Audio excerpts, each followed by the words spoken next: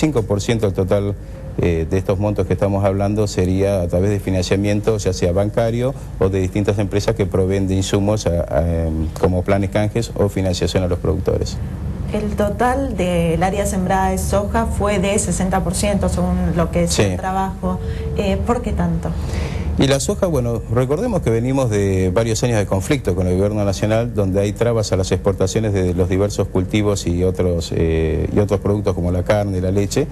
Y en el caso de la soja, si miramos los 4 cultivos principales, soja, girasol, maíz y trigo, el trigo está intervenido fuertemente, no solo tiene derecho a exportaciones, sino trabas a las exportaciones y termina distorsionando el mercado y los ingresos de los productores. En el maíz pasa algo similar, en el girasol no tanto y en la soja nada, no pasa nada. ¿Por qué? Porque la soja genera divisas importantísimas para el país y genera derecho de exportación en el orden de los 6.600 millones de dólares para el gobierno. Entonces nadie va a traer una exportación de soja cuando le genera recursos importantes que el gobierno necesita para, bueno, hacer sus campañas políticas, para cubrir necesidades sociales y demás.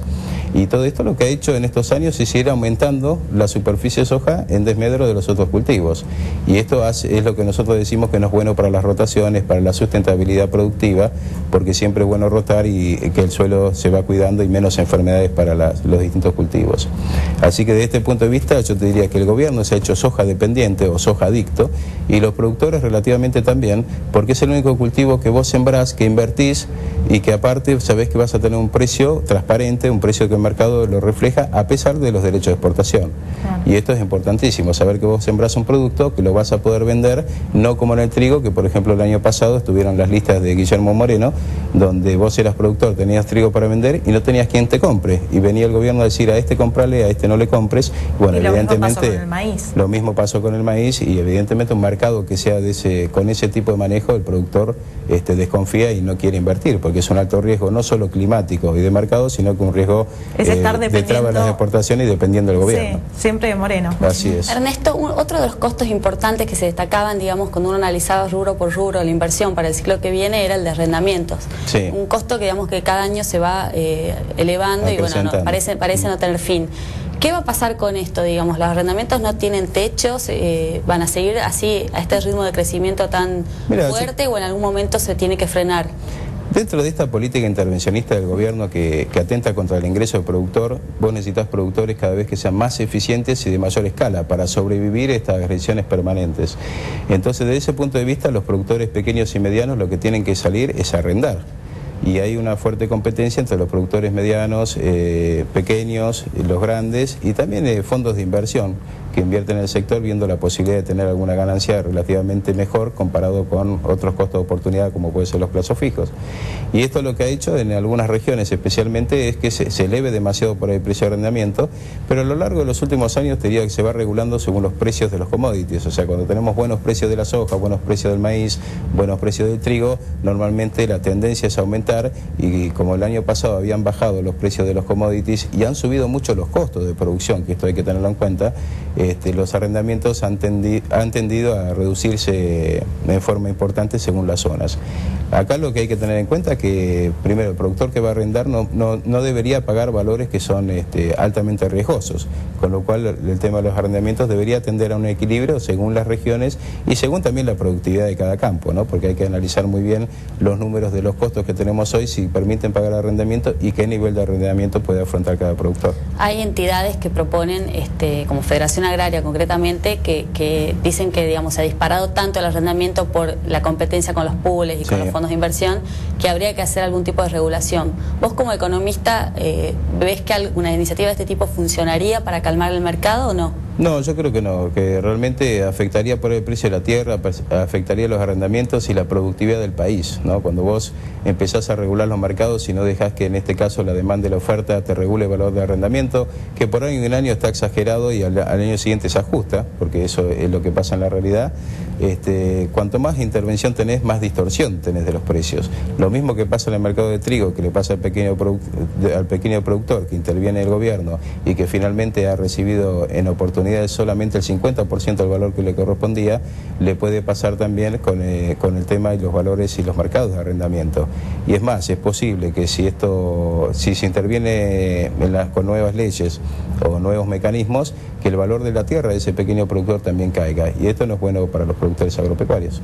El precio del flete también incide mucho en el aumento del gasto. Sí. ¿Cómo se puede controlar esto? ¿Qué perspectivas hay? El precio del flete tiene varios componentes, sí, ¿no? Tiene el componente gasoil, que se ha elevado, es el insumo estratégico que más ha crecido, te diría, en la última campaña con respecto a esta. Después tiene el componente de personal, que también se han otorgado aumentos muy importantes. Y bueno, los componentes de repuestos, de neumáticos, de aceites, de reposición del camión. Y bueno, todo esto ha incrementado obviamente el valor del flete.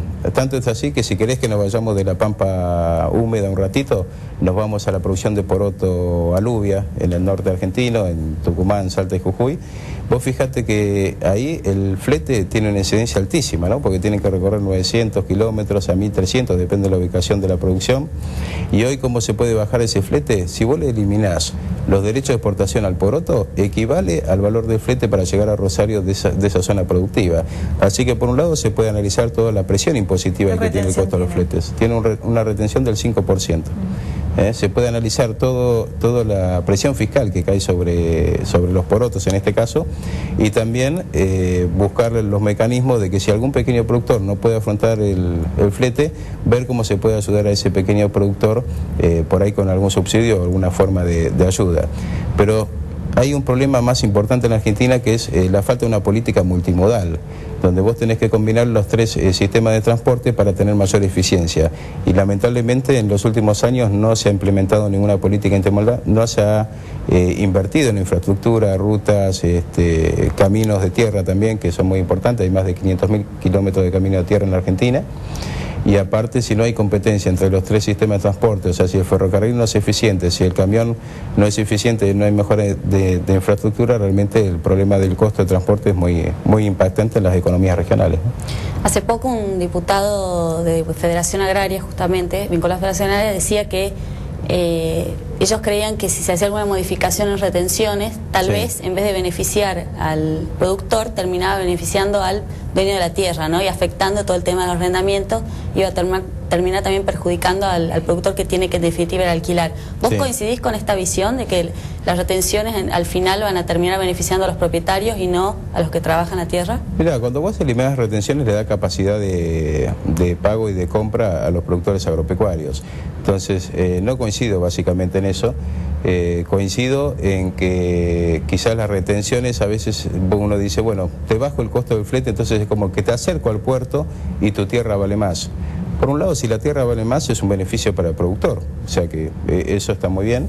Y por el otro lado, el problema del flete yo creo que hay que resolverlo con inversión, es lo único que te resuelve, ¿no? Si vos tenés autopistas en vez de rutas, tenés más velocidad, más rapidez de llegada con el producto, tenés menos consumo de gasoil, menos consumo de neumáticos, bueno, un montón de factores que te van sumando a la eficiencia.